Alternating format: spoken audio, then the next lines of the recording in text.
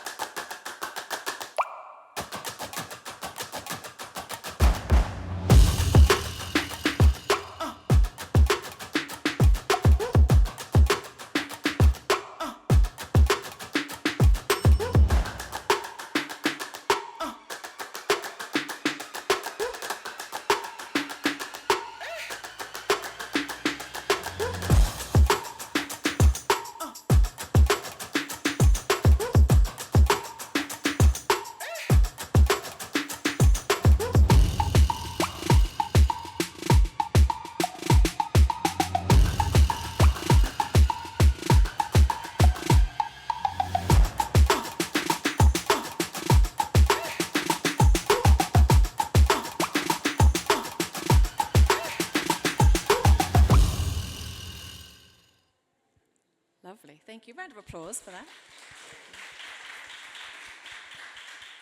If you're wondering why we're all looking down, it's because we can see the screen here. We're not all sad. Debbie, do you want to go next? Yes, well, it's much better down here, by the way. What you're saying is rubbish. My name is Debbie. I'm head of the audio team at BBC Creative, which means I manage creatives who produce effectively radio ads, but we call them trails because the BBC doesn't advertise, it promotes its own products and services. My background is commercial radio, and I've also made radio ads for the government, when the COI was a thing, which was a central agency which produced radio ads for different government departments.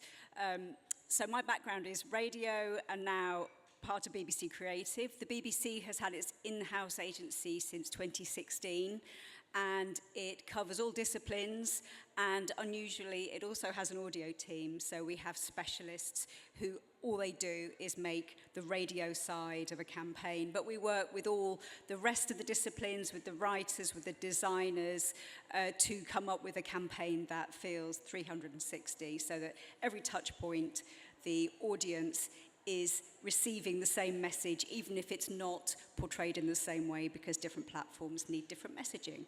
I don't have a show reel, but I do have an excerpt of our work, which was an award-winning piece of work, which was carried out recently on behalf of Doctor Who. It was a stunt that we produced for Radio 1. On the sidelines waiting for someone to tell you to go.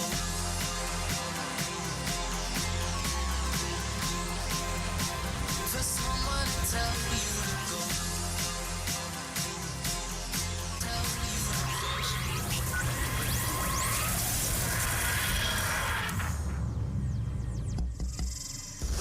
Hiya, Mr. Doctor, I've got to be really quick. I really need to get back to the 1960s because, well, I'll tell you later. I've taken control of Greg's studio to help me get there, so let's press some buttons. Here we go. Oh, the 90s. Oh my days, this is great! Radio 1053, 1089. Radio 1. Radio 1. 70s. Do you remember? Something good. All right. Radio 1. Welcome to the 60s, baby. Let's do this. Music loving Greg James on 247 Radio 1. Wow, wait, stop. You can't just go back into Dua Lipa. That is amazing. I'm sort of getting all excited because of the nerdery of having all the old Radio 1 stuff. A shooting Gatwa just hacked into the radio station. Yeah. Wow. It's a clever way of getting everyone talking about Doctor Who.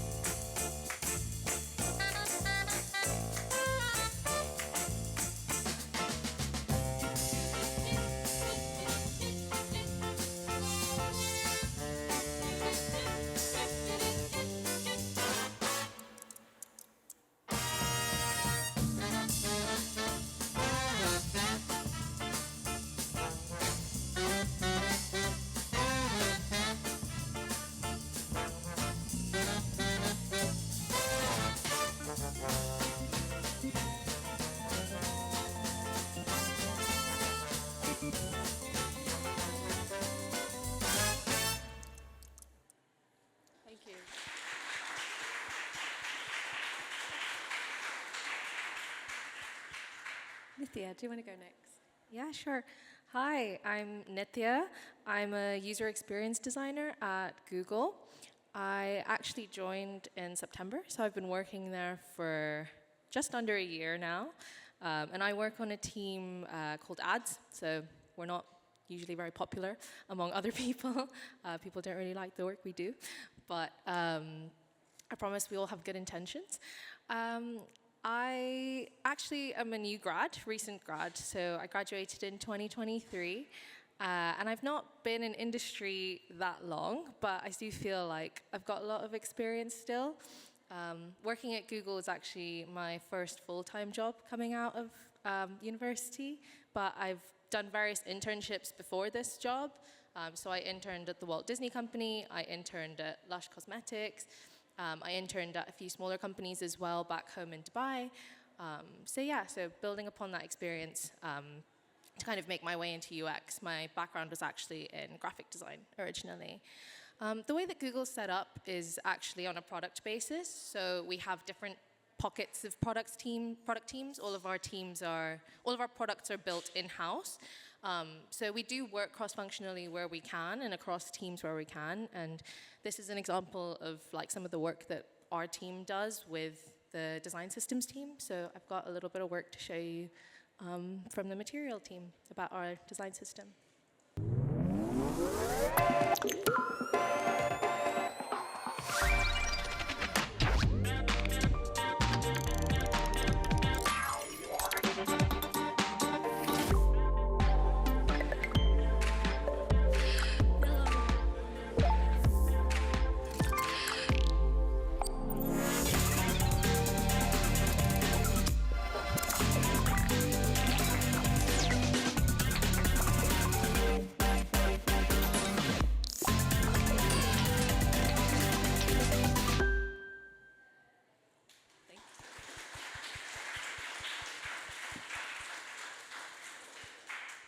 And last but not least, Matt.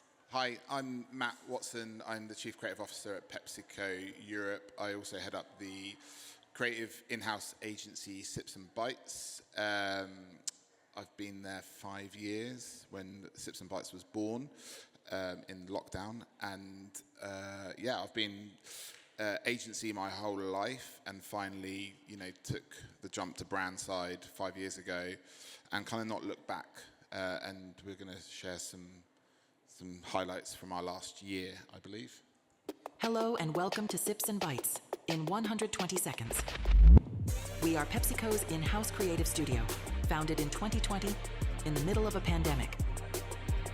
With 3 Cannes Lions, 4 D&AD pencils, including the iconic yellow pencil, a Drum Grand Prix, and over 40 other awards in 2024, we have been ranked the 4th most creative in-house agency in the world by D&AD. Solving business and consumer problems by placing humans at the heart of everything we do, we create ideas that move people and our business, making a $170 billion corporation more human from the inside out. These are the humans of Sips and Bites. We work across the full portfolio. Pepsi Max,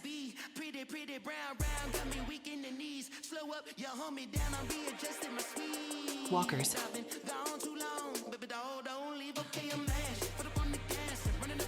Doritos,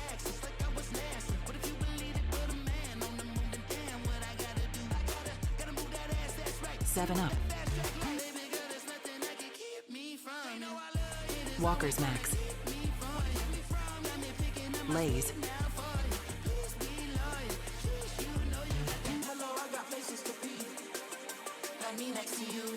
Quaker, Pipers, Extra Flamin' Hot,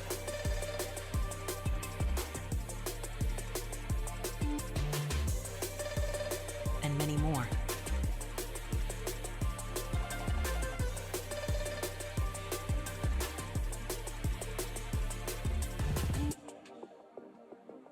This was Sips and Bites in 120 seconds. Out.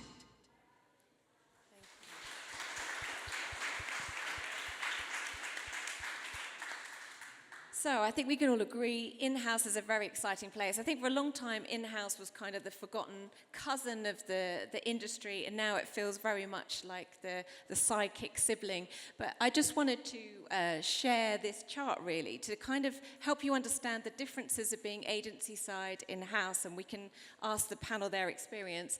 This is taken from our pathway that we've just launched, which is a pathway to in-house creative leadership and growth. It's free to download. You just use the QR code, but might be a nice guide for any of you thinking of going in-house. But one of the things that we looked at was the difference between being agency and in-house. So when you're agency side, you have clients where in-house, they're your colleagues. You're working alongside them. You're often, in the pub on a Friday night with them all.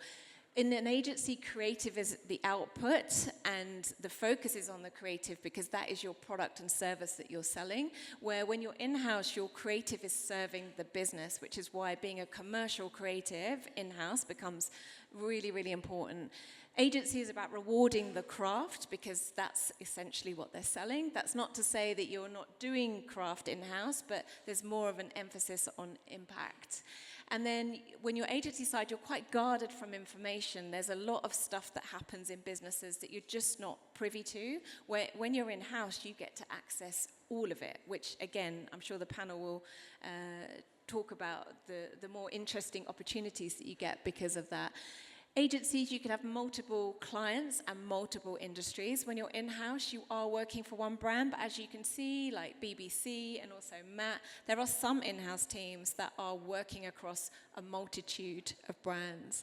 And then agency side, awards are a success measure. That's not to say awards are not important in-house. We have our own awards exclusively for in-house teams, but that's much more of a marketing ploy for agencies, where in-house, it's much more about influence. Your influence across the business is more of a success measure.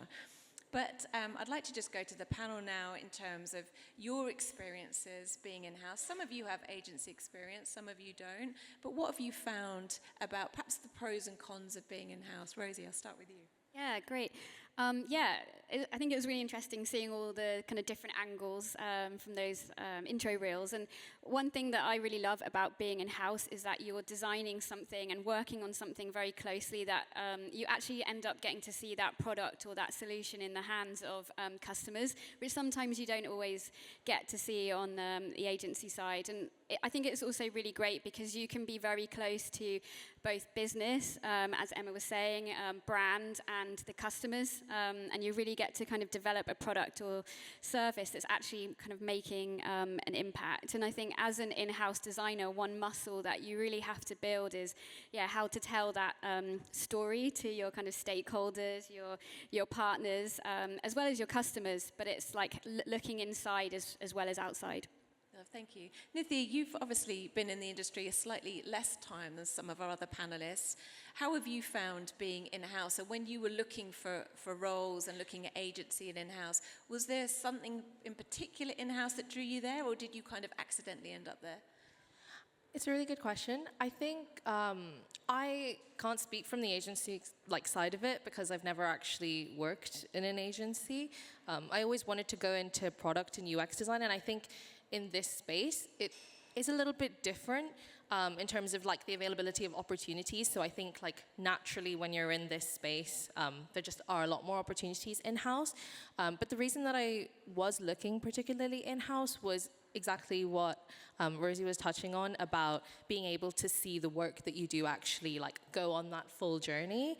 I think especially when you're working on a specific product team as a UXer, in-house, you have that benefit of being able to be involved in the strategy. You work a lot closely with product managers and strategists, legal teams.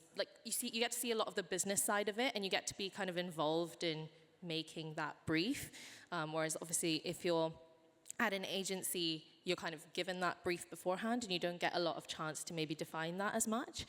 And then again, being able to work on the actual product, see it through, and then like you mentioned in the slide, being able to make that impact, that is something that we really focus on. So I think that's why I was kind of gearing more towards in-house rather than an agency. Yeah, thank you. Debbie, what's your experience been like in-house at the BBC? A huge institution, loads of different brands to keep you engaged.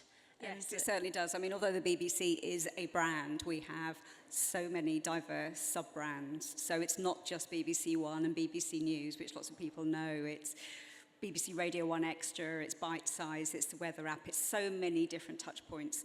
And I think for me, working on such a huge brand with sub-brands, it's essential that we all do work as colleagues. You mentioned that in your slide. And watching, before BBC Creative came in-house, we used to work with external agencies, and that was a very, very different relationship. And it was more like a commercial relationship. Once that commercialization has been taken away, it's not easier. I won't say it's easier. There are different issues, but you don't have that pressure, and you can work towards the best message for the audience, the most effective message, and everyone's working at it together. There have been times where we have been less like colleagues and more like clients of the marketing team, but that is definitely improving now, which makes for better work all round. Lovely. And Matt, your agency, you're quite unique in terms of the breadth the brands that you're working on, and also you're winning Cannes Grand Prix, Cannes Lion Awards, which traditionally would be the agency space. But you don't see yourself as an agency, or do you, in terms of the way you're operating? Do I see ourselves as an agency?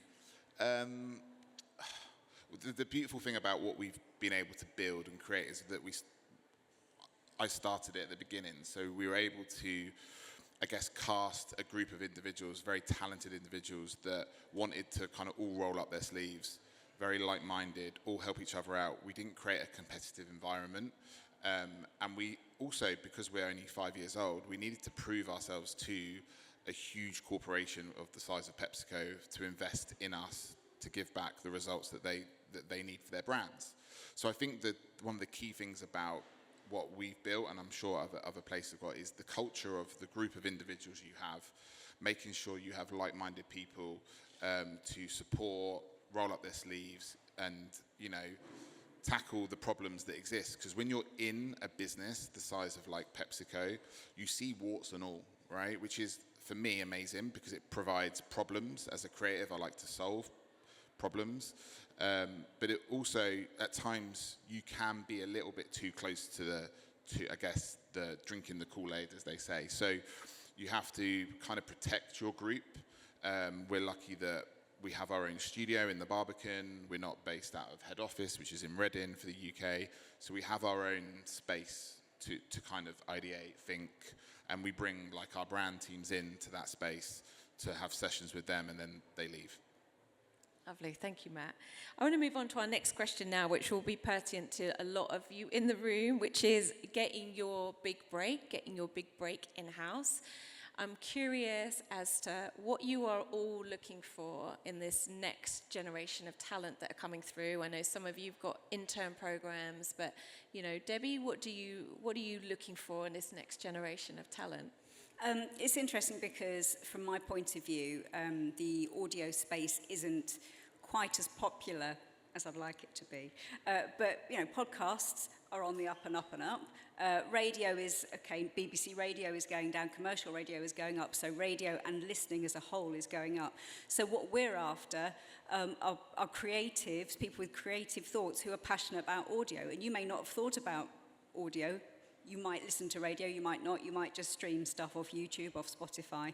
But it's people that have a passion for telling stories, but can do it without the pictures. That sounds really obvious, but not everyone can do it. So what we're looking at is getting people in at grassroots level. We get interns in, a lot of interns. And what we're particularly looking for is diversity, because, of course, the people that consume the BBC's products are all kinds of people from all walks of life. So there's no point a small group of white, middle-class, middle-aged people sitting there doing their marketing and their promotions. We have to have people from all walks of life to reflect the audience back. So, yes, a nice, diverse load of interns, that's what I need. And can you also tell us as well, you were saying when we prepped for this panel, that you really protect your interns, because it can be really, I remember my first job when you get thrown briefs and you're really thrown in the deep end, but you do something to protect your interns, don't you? Absolutely. So we would take them through the process, but we'd let them see what's going on and give them experience, but they don't get let onto a live project straight away. And when they do, they are very much protected, because what we want to do is encourage their creativity and their growth. We don't want to lead them up the garden path and make them think it's all rosy, when actually they will have feedback. Of course they have feedback, and they'll have to change their ideas, they'll have to take rejection. But there's ways of doing that, and there's ways of doing that calmly and safely, and so that it's not too much of a shock. Yeah, thank you. And Matt, how do people get a job on your team? What do you look for when you're hiring? I don't know. I think uninhibited enthusiasm. Like, I think the passion, the fire that you all have in your bellies, you know, leverage that. You know, push, knock down doors. You know, don't take a no for an answer. Think about the brands you're trying to work with in a very proactive way. Find the kind of niches and subcultures that you all experience that that maybe, you know, a 40-year-old marketeer might not see, and leverage that and bring that to a brand. I think that just that enthusiasm and that passion and that drive that you have coming out of your courses and stuff, that should be the kind of fire that you have to kind of smash down those doors. Yeah, I think that's a nice sentiment, isn't it? That actually all the energy that you guys and what you're seeing, it brings so much, doesn't it, to fresh thinking. Rosie, tell me about being at Wise, because, you know, you're only working for one brand. How important is it for you to pick a brand that you feel really excited about? Or do you think that doesn't matter? I think that you can, as a designer, you can take any brief and kind of like interpret that and really challenge it, look at it from multiple angles. And I think the exciting thing about being in-house is that you do get, you know, you might have a brand, you know, Wise, we have like consumer and business, and we have our enterprise offer for Wise platform.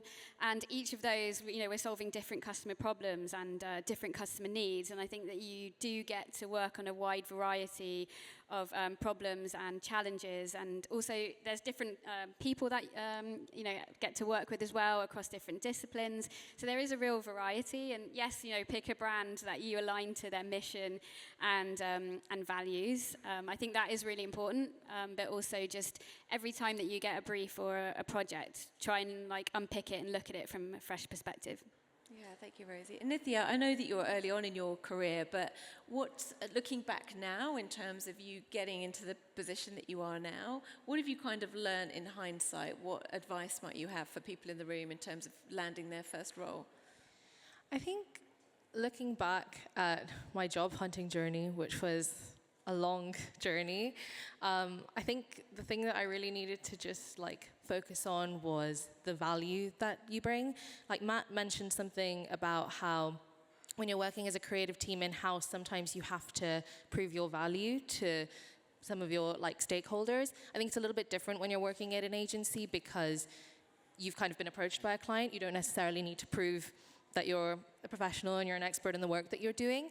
But I think like especially as a young designer, sometimes that imposter syndrome creeps in. You feel, or like as a young creative, you feel like you don't necessarily have all of the skills or you don't have the experience. And I think you really have to be confident in the work that you're doing. You have to be confident in your selling point and the value that you can add, because if you're approaching a team, especially an in-house team, they're the ones that are doing that in-house as well. So they're going to be looking for someone that is going to add value to their value proposition in-house as well. So I think once I started focusing on that, in terms of my job hunt and like showing the impact that I can have in your team, showing the value that I can have, that's kind of really the crux of it.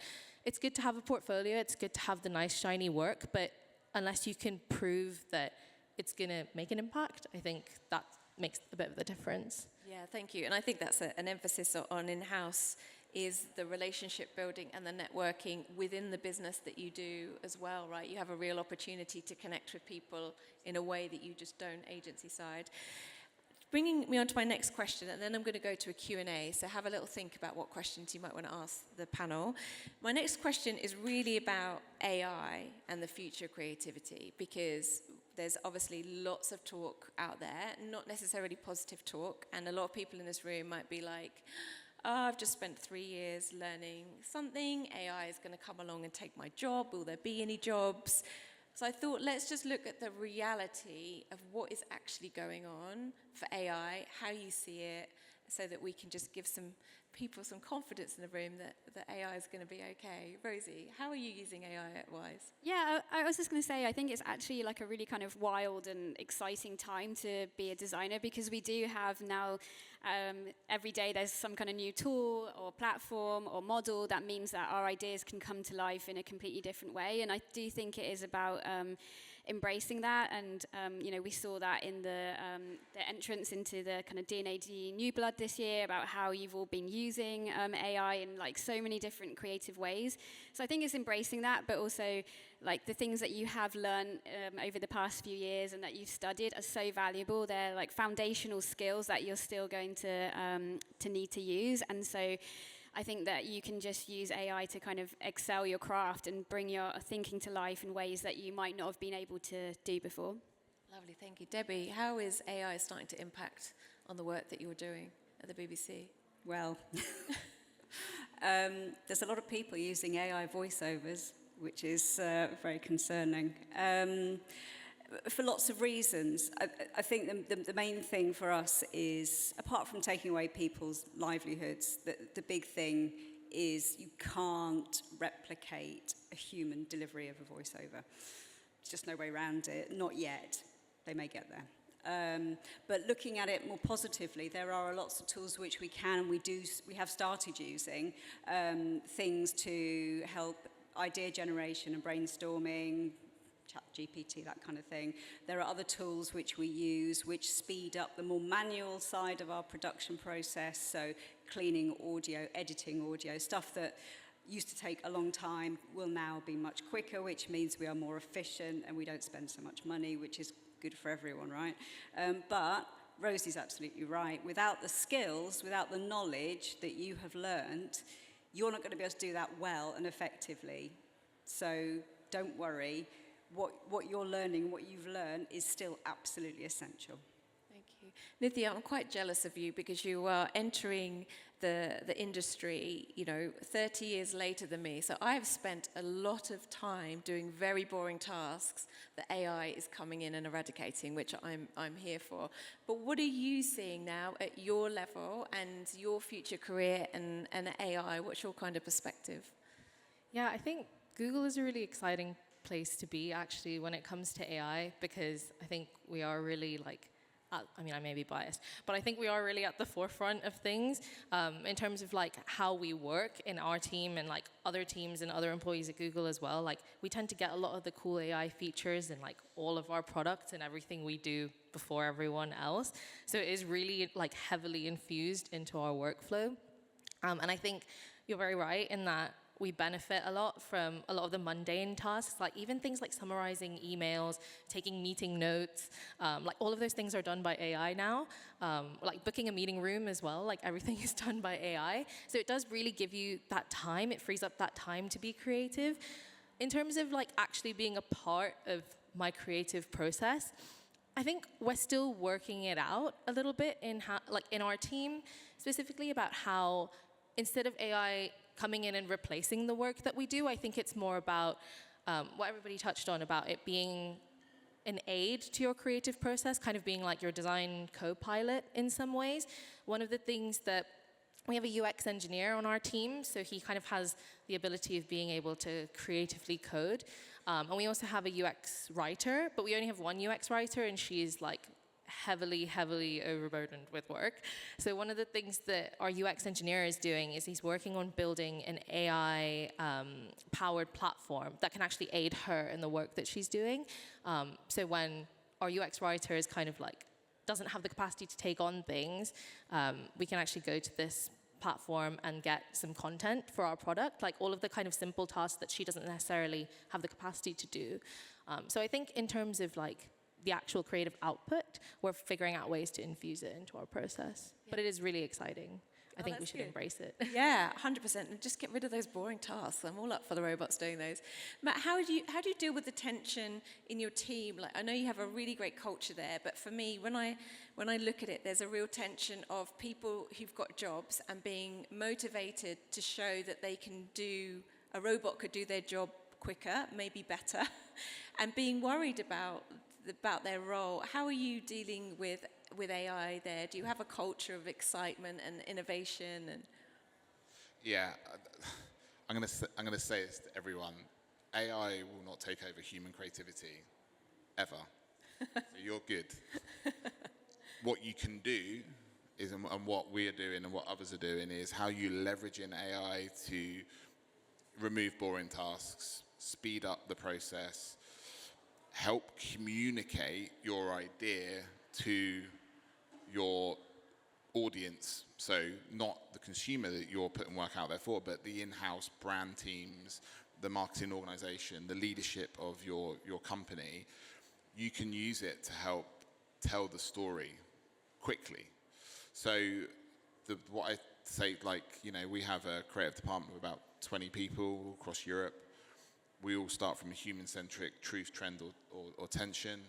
every idea is human-centric. So therefore, you know, a machine can't replicate what comes out of the brain. You need to really deeply understand human behavior, human consumption, and all of that stuff. So I think it's a great piece of technology. It's only going to get faster, better, bigger. And when I judged New Blood, you know, a lot of you guys were leveraging it to help communicate to us, the jury, your idea. And I think that's a good way to use it, and a strong way to use it. But yeah, I think we're all safe. Like I'm a bit of an optimist, right? You know, like, because you know I'm a creative person. Like I can't do anything else other than think about ideas. So yeah, I'm a optimist. I think it's clear that the AI is the filling in a human sandwich, isn't it? You need the human at the beginning and you need the human at the end, and then what AI does in the middle can be vast and exciting. I'm going to go to questions now. I do have other questions for the panel, but I thought let's give you some time. Hand at the back. Have I got Helena and a question here? We need someone with a mic. Is anyone running around with a mic? Yeah. Can we lend one of our mics? Yeah. Thank you.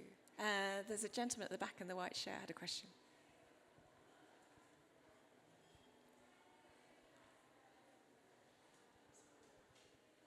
Hi, I'm Daniel, junior copywriter from Ukraine. So I wanted to ask about networking, as it can feel awkward and overstimulating. So do you have any advice on how to introduce yourself to potential people when at networking events such as D&AD? So if I understand that correctly, do you have any advice for how to introduce yourself when you're at a networking event like here, right? Yeah, any advice, Rosie? Oh, no, Matt, sorry, you've got the mic. Do your research of who's going to be there. Be armed with thoughts, ideas, provocations to those people. Tell them something they don't know about their brand, and just get yourself noticed. But also, you know, if you understand who they are, you understand what drives them. You know, inevitably, a lot of marketeers and brand leaders want to be famous for the work they do, right? So if you can give them something for free that makes them go away and learn something, they'll remember you. Thank you. Yeah, I think just thinking, like building on what Matt said, I think something that's really great is like you each have a unique skill and you each have something that's really unique to offer. So just get really well versed in like talking about what that is. Maybe you're really good at sound design, or you're really passionate, about service design or UX or product, and like hone in on that and have a little sound bite that you can kind of talk about. And I think especially for the next couple of days, just have a project that really exemplifies that and be ready to kind of pull it out and talk about it, because that would be great. If you've got energy and passion, that's something that people will notice. Thank you. Do you want anything to go? I think one thing as well, like when you're networking with people, is sometimes you get very caught up in your head about like what you want to say and what you're trying to say and the message you're trying to get across. And I think it's also really important to just listen. Like, I think listen to what the other person is telling you and then remember what they're telling you and also follow up. Like, think about the journey. Remember who you've spoken to. Remember what they've said about the company that they're working for, or the kind of work that they're doing, or the kind of thing that they're looking for. And see it through. I think like it's one thing to just meet one person one time, but where the real like magic in networking is actually turning that first interaction into a connection.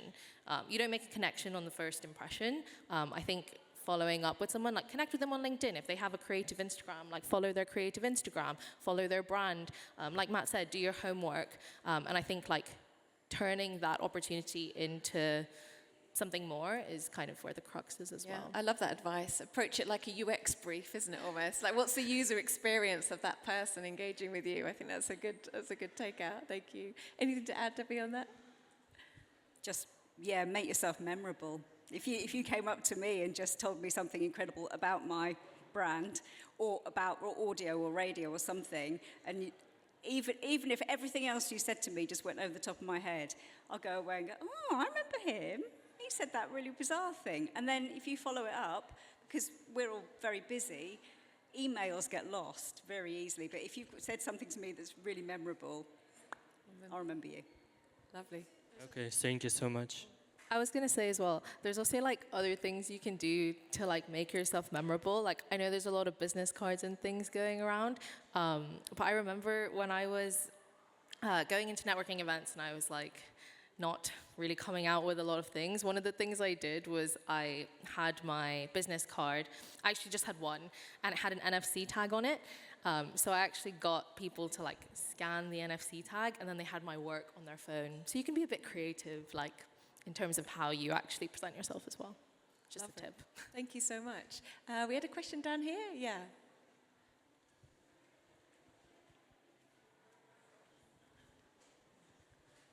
Hi everyone, thank you. From my experience of working in-house versus agency, it's kind of often euphemistically called fast-paced, you know, the pace of work. And I wondered if you struggled or what your experience was of kind of L&D for your teams, like learning and development, you know, the kind of issue that you touched on around potential fatigue, around, you know, talking about the same brand week in, week out. How do you kind of keep things fresh, and is there time for that? Yeah, good question. How do you keep yourself fresh and inspired? Maybe I'll go to you, Debbie, first, because you are, Rosie, because you're working on one brand. Yeah, I think, in-house we have like an L&D budget, so if there's things that we want to learn, we can apply to that. And I do think that as well as I am learning things in-house as well. There's new skills, and Matt was talking about like how you have to learn how to kind of talk to the business and sell your ideas in. You have to learn how to talk in a different language of kind of like data, metrics, impact. And I do think that is a really exciting skill for a designer to have. So yeah, I would say it's a couple of things. One is the fact that each project and challenge is different, especially when you're building and launching a product, because you see how customers are using it and how you want to iterate and develop it. So I think there's constant challenges of things that you can grow from. There's different people that you're working with, different technology that you're working with, and then just like the kind of learning and development side of that budget. For our design team, we have design day offsites where we bring in different speakers and different perspectives and viewpoints. We have, making sure that our team is inspired and we can get out and, see different things in the design scene. So there's a lot happening and a lot to kind of like feed off of. And basically, I think in-house like a sponge, and there's so much that you can draw on.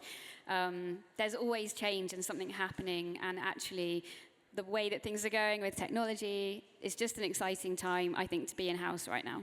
Thank you. Matt, how do you keep your team so inspired that they're winning Grand Prix? Look, it's difficult. Like, when you're in-house, you're surrounded by a business or corporation, So it's really important that you create regular moments of inspiration. So we have at Sips and Bites, we have a thing called Sipspiration. Genius, right? And every Thursday around lunchtime, we have a different partner, creator, supplier come in and do like a lunch and learns, basically. So production companies, directors, photographers, artists, AI artists, all sorts, culture consultants come in and they run sessions. And the way we run it is that I give control of it to the creative department. So they submit who they want to come in. Is it an illustrator that they follow on Instagram they want to come in and, but we also in our space, in our studio in the Barbican, we use it as a gallery. So every 3 months we provide the wall space to upcoming local UK artists to showcase their work. And we have a show and we sell the work for the artists with the whole of the kind of org, as many as we can get into that session. And then we also attend D&AD Festival. So I take the whole department to D&AD Festival. Some of them are coming down, I think some of them came yesterday to this. It's super important. And it is super fast paced. But you got to kind of love it, right? The energy and the briefs, the problems that you get hit with, that's the thing that, as creatives, just fuels you every day. So yeah, it is a regular need of inspiration. Yeah. Thank you. Did you have something to add, Nitya? I would love to just say as well, like in terms of opportunities to learn, I think speaking from someone that like works at a big company, I think it's really easy to get into a big company and feel like you can kind of just like settle and like hide away and shy away into the background. But I think in terms of like learning opportunities, so much of what you get is what you're willing to give and what you're willing to put in. Like one of the benefits of working in-house at such a large company is that there's a lot of wealth, like in one way in terms of like the way that they can spend money, in terms of events that they put on. And like we have something called UX University, which is like a summit that we go to and we can like kind of share knowledge. But I think the more important wealth is like the wealth of the like experience, like the wealth of people and like that resource that you have. Like this company is 200,000 people. So one of the things that I do to like ensure that I continue learning is setting up regular coffee chats. Like I actually do this every week. I make it a point to like reach out to another designer or another creative in a team that's doing something completely different to what I'm doing, just to make sure that like you build that, you maintain that awareness of the industry and the trends and like the diversity of work that's going on at the company. I think that that's a really big opportunity. And there's always opportunities to learn and to like do things when you're working at a company like that. Yeah, I think that's really good advice.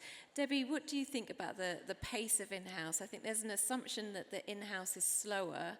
And my perspective is, no, you just don't have to also pitch on top of your day job.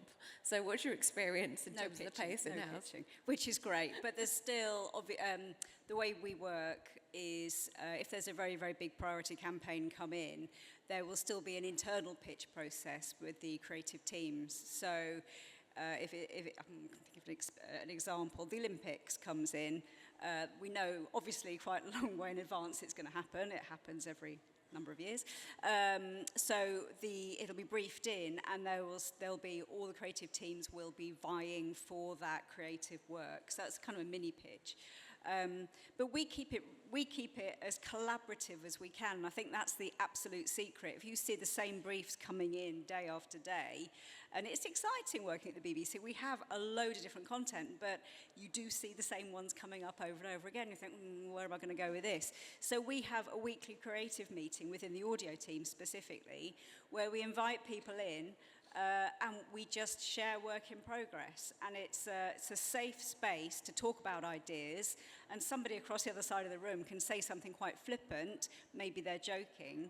It might not be the right idea, but actually it sends you off in a completely different direction, and it makes the work better. So I think for us, yes, there are no pitches, but we keep it fresh, much as what Matt was saying about external people coming in, talking to us and things like that. But talk to each other. Don't sit there on your own coming up with ideas. Obviously, you can do that, but make sure other people see it. Make it better. Make it better than how you made it originally, because, yeah, that's the only way. Thank you. Any more questions? Still got a bit of time. Yes, just over here. Thanks. Hello. I've got a question that's like a bit of a like taboo subject, but I think it's an important one. I suppose more towards the people on the panel who have had agency experience first. Is there a like overall kind of difference in pay between an in-house position versus an agency position? Because obviously, like in-house, you kind of have to pitch a budget and stuff like that, whereas as an agency, you're sort of winning clients. So I suppose the way that all the money kind of trickles down is different, like for each side. So yeah, is there a bit of a difference? Is it about the same? Like, yeah. That's an excellent question. Someone who loves making money. I think that's a great question. Matt, how does it work there in-house? What have you found the difference?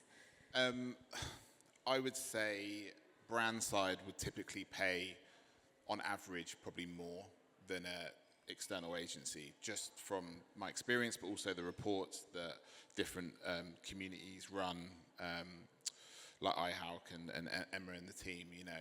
But also the businesses are normally much bigger, so they can offer like better packages, right? Benefits alongside it as well. Yeah, I don't know why that is the, you know, like I don't know why agencies aren't paying better. They might be now. I've not been there for 5 years, but I think, you know, there's probably something to be said that for the wage and the rates that young creatives coming into the industry should be getting. Thank you. Rosie, how are you finding it? And also, I'm interested, I find that in-house, especially larger organisations, and might be a question for you, Debbie, to answer as well, is the development that you get. There tends to be, you're normally part of a much bigger company and they have a lot more in place. But Rosie, how do you find salaries at Wise and training and just benefits, I guess? Yeah, so we do have a grad program at Wise, and similar to what Debbie was saying, that's a really structured program. You learn presentation skills. You're like learning how to kind of work in a business and navigate that. There's, you know, onboarding. We rotate you around different teams, so you get different perspectives. So I think there's a lot of like emphasis put on our grads and intern programs to really kind of build that next generation of talent and support people. But I think you just have to weigh up where you are in your career and what it is you want to learn. Like I've got a lot out of being in-house, and I also have got like huge amounts from being agency side.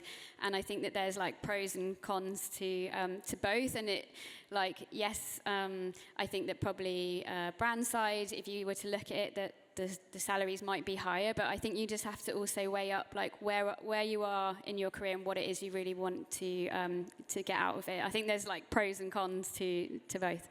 Yeah, and Debbie, the BBC is a different organisation the way it's set up, right? So yeah, so we're publicly funded, so don't expect any huge salaries at the BBC.